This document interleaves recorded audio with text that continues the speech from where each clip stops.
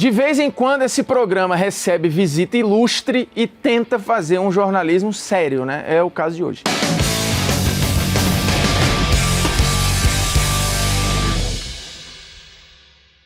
Fala, moçada, beleza? Polêmicas Vazias, bem acompanhado na área, convidando você o quê? A ter um pouquinho de inveja de mim, que hoje tenho o prazer de, sentir o cheiro da Taça da Liga dos Campeões da Europa, que eu antecipo pra você, cheira a metal. E tá nesse enquadramento meio que cinema moderno, né? Glauber Rocha, um negócio meio Quentin Tarantino, mas tá bonito, que é você o quê? Ter a sensação de eu quero um pouquinho mais. A Taça da Liga dos Campeões deu um passeio aqui pelos estúdios da Warner Bros. Discovery, e a primeira coisa que eu fiz foi ir lá atrás da taça para saber se ela já tá atualizada. E tá, já tem o nominho do Manchester City bem aqui, lembrando, não pode tocar na taça, tá? Só quem já foi campeão e quem usa luva. Como eu não tô de luva, não posso tocar na taça. E qual é o tema sério hoje do programa? Qual o jogador mais revolucionário do futebol pós-Pelé? Porque não há discussão que o jogador que mais mudou o jogo foi Pelé. E pra você que fala, mas o Formiga odeia o passado, o Formiga não fala do passado, o Formiga não valoriza o passado, meu amigo, vira o disco. Inclusive eu fico triste quando eu escuto isso,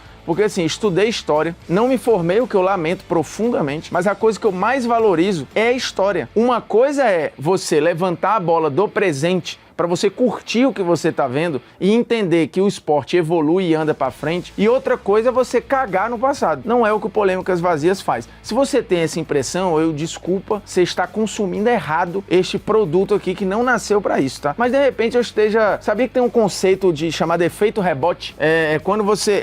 É uma resposta àquilo que você faz e uma resposta às vezes desproporcional. Eu acho que é isso que tá acontecendo aqui às vezes. Que a galera acha, o Formiga não gosta do passado. Aí tá aí agora, tendo que lidar com os caras que ficam esculhambando todo mundo que passou. Não é isso, tá? O propósito aqui sempre foi valorizar o presente e mostrar que existe uma evolução do jogo. E que se nós só estamos aqui por causa dos caras que passaram. Inclusive, todas essas figuras aqui que são absolutamente lendárias. Mas qual o cara que mais impactou no jogo e que mudou o jogo depois do Pelé? Porque, repito, o Pelé mudou a forma física como se trata o futebol, a parada de ser um atleta de futebol. Ele transformou o jogo de bola num jogo de futebol. Então, assim, existe um antes e o depois do Pelé. A galera brincava de jogar, depois do Pelé as pessoas passaram a entender que você tinha que trabalhar pra jogar bola. E pra isso você tinha que cuidar do seu corpo, cuidar da sua saúde, recuperação física. O Pelé foi o que foi porque ela é avassalador do ponto de vista físico. Então, ele é um jogador absolutamente revolucionário e impactou, inclusive, o marketing esportivo, né? A gente precisa lembrar que o Pelé é um dos primeiros a fazer propaganda em campo,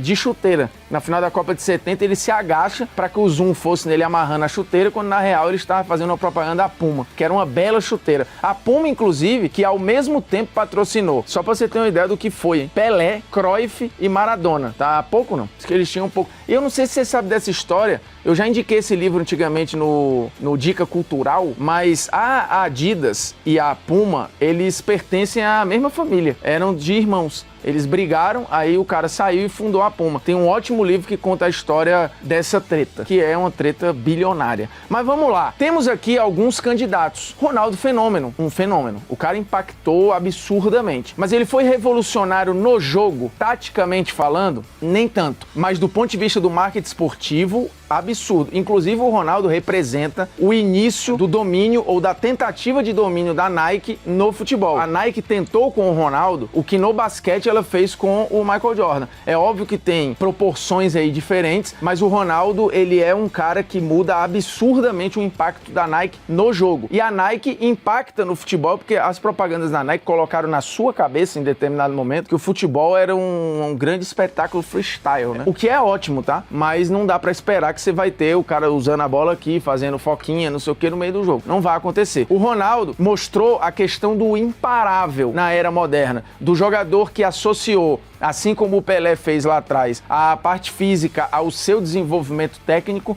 e mostrou que, cara, se não se equipararem, ninguém vai pegar. Que é algo mais ou menos que o Cristiano fez agora nessa era pós-moderna, tanto ele quanto o Messi. Os dois juntos têm impactado ainda o jogo e mudaram também a relação, mudaram o eixo do foco do futebol mundial, que passou da Itália para a Espanha, graças a Messi e Cristiano Ronaldo. O que eles fizeram com a Liga dos Campeões, eles consolidaram a Liga dos Campeões com uma competição onde todos querem estar. Inclusive, só aqui você tem 9 Champions, né? 4 do Messi, 5 do Cristiano Ronaldo. E tem mais 3 de Johan Cruyff ali. Como jogador, porque como treinador ele tem mais uma. Então, só nessa imagem aqui, você tem 9, 12, 13 Champions, que não dá o Real Madrid. Incrível, velho. É bizarro. Não tem como. Eu olho aqui atrás, só que tem Real Madrid, Real Madrid, Real Madrid, Real Madrid. Vamos lá. Ronaldo, não é ele o jogador mais impactante pós-Pelé. Porém, o Brasil produziu no Ronaldo o jogador mais próximo do impacto que em algum momento foi o Pelé. Eu já gravei um vídeo sobre isso, tá lá no meu canal se vocês quiserem,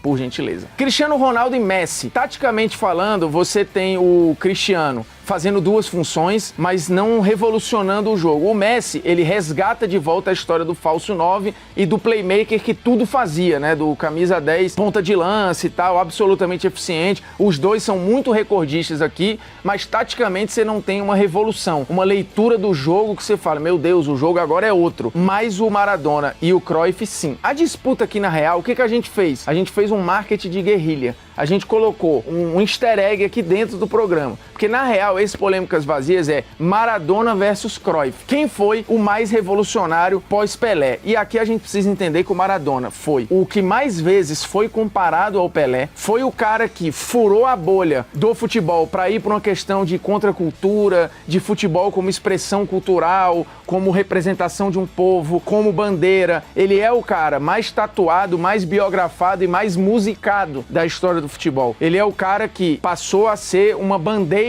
de resistência, uma bandeira de revolução, uma bandeira de nós contra o resto. Então, assim, o Maradona, ele simboliza o jogo cultural, o jogo enquanto ferramenta cultural, enquanto união entre futebol e outras esferas da sociedade. O Maradona tem um impacto gigantesco nesse futebol enquanto elemento das pessoas, enquanto modificador de pessoas. O Cruyff modificou o jogo. E o Cruyff é bizarro nesse aspecto. Assim, primeiro que o Cruyff é o primeiro jogador da história do futebol a ganhar 3 bolas de ouro. Antes dele, o Di Stéfano tinha ganho 2 e o Di Stéfano tinha sido o primeiro a ganhar com o dobro de votos do segundo colocado. O Cruyff fez isso 2 vezes. E o Cruyff só não foi tetra, porque no meio do caminho o Beckenbauer ganhou uma bola de ouro, porque senão o Cruyff teria ganho 4 seguidas. Então o Cruyff é o primeiro jogador da história a ganhar 3. O Cruyff tem uma parada que muita gente esquece, mas o que acontece? Até 1954, o futebol nem profissional na Holanda era. Você ainda tinha ali no Ajax vários caras que tinham outro emprego, que faziam outras coisas. A liga era distrital. O Cruyff, ele representa uma virada de chave. Não só ele, mas ele é do elenco do Ajax, quando ele sobe, o primeiro com um contrato, o primeiro que tinha acesso minimamente a um direito trabalhista. E ele brigou, ainda garoto, com 17 para 18 anos, ele briga pros outros. Ele fala, não, se eu tenho, a galera tem que ter também. E ele começa a levantar questões e bandeiras além do campo, mas que impactam no campo. Fora que, taticamente, ele já debatia com os seus treinadores, incluindo o Rinus Michels, e só foi possível ter o carrossel holandês e todas as variações na Holanda por conta do Cruyff, que foi o jogador que melhor entendeu isso e não se conformava em ser só atacante. Ele fala, cara, eu não vou ser só atacante. Ele passeava no campo, daqui a pouco ele estava recebendo bola lá atrás, igual um volante, não sei o quê, e os treinadores não entendiam, queriam conter esse ímpeto do Cruyff, e ele falou, não, se a gente se mexer em campo, se a gente preencher o campo, não necessariamente comigo, mas com um jogador que esteja ali, fazendo o meu papel em determinado momento, que eu esteja fazendo o outro, o adversário não vai conseguir marcar, enfim.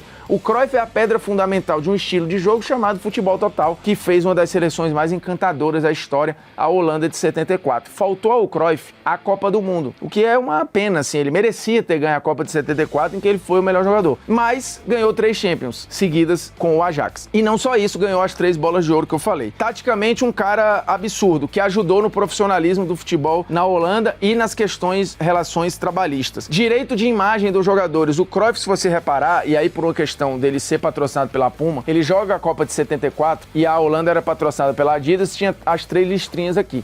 A do Cruyff só tem 2, porque ele fala, ó, eu não vou jogar com essa camisa porque eu não recebo nada desses caras. E aí ele começou a brigar pelos jogadores precisarem participar, receber. Então, assim, o Cruyff tem uma questão que vai além só da parte tática. Ele também entrou na briga por relação à parte comercial e continuou lutando depois que virou dirigente. O Cruyff tem uma exaltação do passe e da posse de bola que hoje permeia o futebol moderno. A Holanda dele, o Ajax dele e ele enquanto treinador, que é uma coisa que nem nenhum dos outros aqui tiveram, o Cruyff ele não só é o jogador mais revolucionário pós-Pelé, como ele foi o treinador mais revolucionário pós-Pelé. E ele só foi esse treinador revolucionário porque ele foi um jogador revolucionário, inclusive nos treinos, quando ele falava que a prioridade dos treinos tinha que ser o toque de bola. Impacto e influência, como eu disse, dentro e fora de campo. O Cruyff, eu não sei se você sabe, ele batizou um planetóide. Tem um planetóide aí no sistema solar que se chama Johan Cruyff por causa dele. O Cruyff foi o primeiro desses gigantescos aí a ter um instituto e uma fundação preocupados com formação de atletas e cidadãos. 22 títulos como jogador, 13 como treinador. O Cruyff foi eleito o 6º holandês mais importante da história. Só que detalhe, ele tá atrás da Anne Frank, é muito louco isso, né? Do Van Gogh e do Rembrandt. E tem mais uns dois lá que eu não sei quem são. A discussão sobre a beleza do jogo, apesar do Pelé ser um símbolo de futebol arte, a discussão do jogo enquanto estilo e espetáculo e da missão que o futebol tinha como entretenimento, vem com o Johan Cruyff, que jogou de ala, atacante e meia. Tem a questão dos direitos que eu já expliquei, e tem um ponto que eu acho super importante, que parece besteira, mas o Cruyff é o primeiro a furar a história das camisas também. Por acaso ele joga com a 14 e virou um símbolo, quando na época tudo ia de 1 a 10. Ele fez questão, inclusive, de jogar a Copa de 74 com a 14, queriam dar pra ele a camisa 1, porque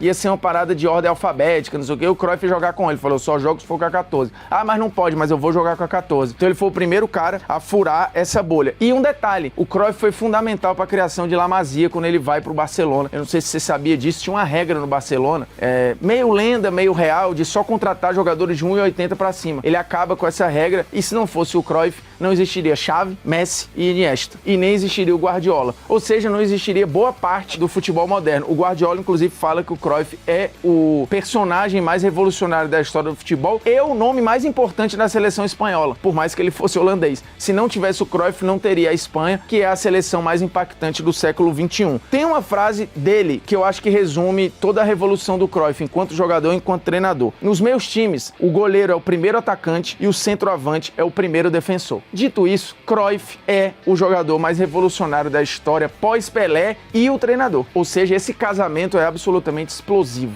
E agora venha com opiniões, porque eu preciso falar sobre.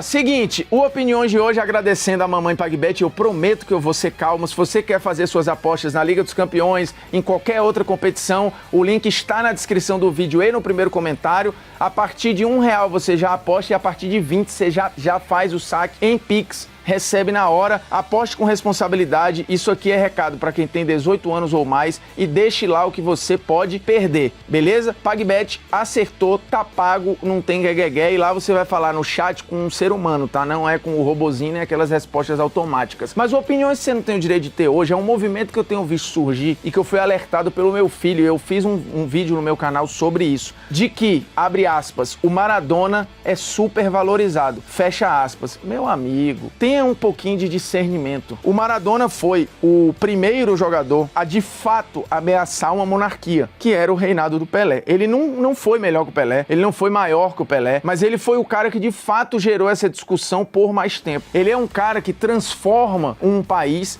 e que tem a maior atuação individual da história das Copas. Além de ter pego um time que não significava muita coisa e transformado em campeão italiano pela primeira vez e campeão da UEFA. O Napoli se tornou, no período, um dos times mais legais e interessantes da Europa, graças ao Maradona, que conseguiu fazer que em 90 o sul da Itália torcesse para a Argentina numa semifinal contra a Itália. Os próprios italianos, porque ele trouxe a bandeira do sul versus o norte, enfim, toda uma questão cultural. O Maradona vai muito além só do campo e bola, e em termos de talento, aí você vai falar, mas estatística, mas e o número? Eu uso a estatística e o número para comparações que cabem a alguns desempates, para entender contextos. Os números sem contexto não valem nada. Se você sair usando o número a rodo, você vai estar se enganando e enganando os outros.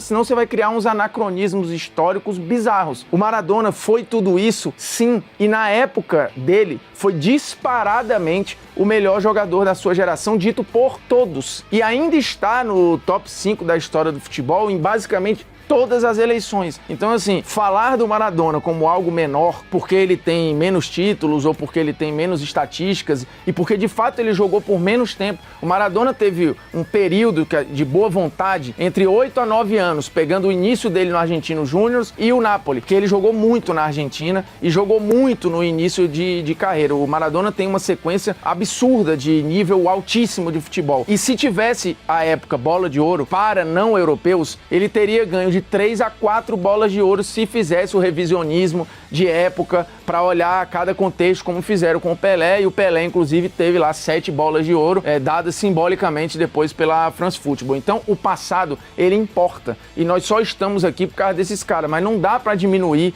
um cara do tamanho do Maradona, nem dentro e nem fora de campo. É um personagem controverso, sim, e as controvérsias do Maradona geraram debates importantíssimos de saúde mental, de combate às drogas, de doping, de profissionalismo. O Maradona, ele teve a sua utilidade, inclusive nos seus defeitos. Então, cara, tentar diminuir o Maradona é bizarro. Desculpa, assim, inclusive falando pra garotada que gosta e tal, o meu filho, quando me falou, nem ele acreditou e eu fiquei, não é possível.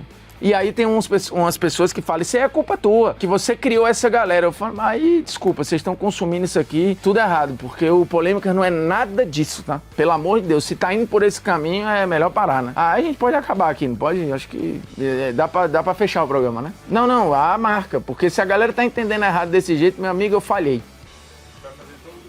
Vai? Então, a promessa da produção é essa e é isso aí. Eu tenho que subir para outro programa agora, viu? Porque é isso aí, aqui é assim, ó.